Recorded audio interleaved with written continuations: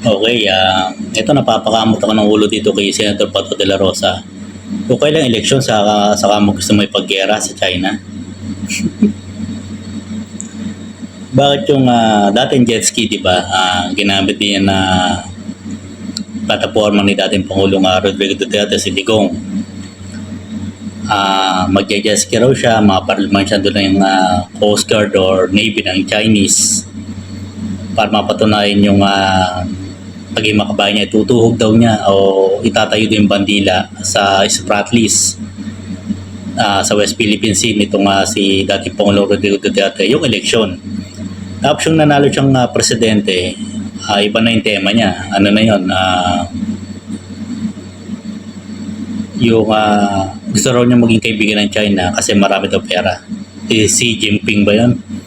Ang presidente ng Communist Party ng China. Pangulo ng China, leader ng China. Ngayon itong si Bato de la Rosa, Senator Bato na gusto ma-elect bilang senator po ulit natin.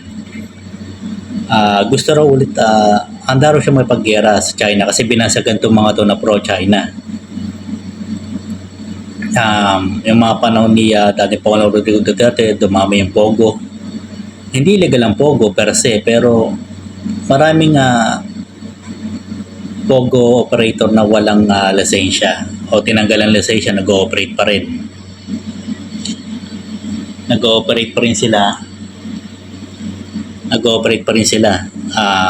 Trabaho ito ng PAOK o Presidential Anti-Organized Crime Commission ng panahon nitong ni PBBM, Pangulong Bongbong Marcos, kasalukuyang Pangulo natin. Doon na bunyag yung mga tinaw-torture, yung kay Alice Go na ibang pangalan, pinaghinala na hindi naman talaga Pilipino, kundi Chinese spy o allegedly Chinese citizen. So ongoing pa yung kaso, balak pa nga tumakbo nitong mayor na to na si Alice Go. So ngayon, itong election ulit, wag natin kalimutan yung mga nangyaring yan. 6 na taon ng senador si Senator Bato de la Rosa. Ngayon lang siya may paggera sa China. Totoo pa yan? Nakikita natin dito yung mga panluloko lang ng mga politiko. Kumakandidato, mapambola lang, makuha lang yung pwesto sa gobyerno, tapos wala na ulit. Sana naman sa panahon ngayon, madala ng mga Pilipino ngayon. Yung mga gimmick na nagamit na at inibala ng konti, pero halata mong yung pa rin. Sana wag na nating kagatin yung ganyang klase ng gimmick. 6 na taon na si Senator Bato de la Rosa sa pwesto bilang senador. Hindi natin nakikita nagsasalita yan laban sa China ngayon lang ulit. Dahil mag-election na po ulit.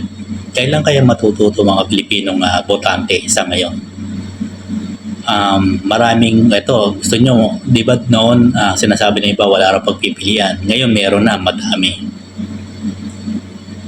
So pumili tayo ng tamang kakandidato o magiging mambabatas at senador sa ating gobyerno.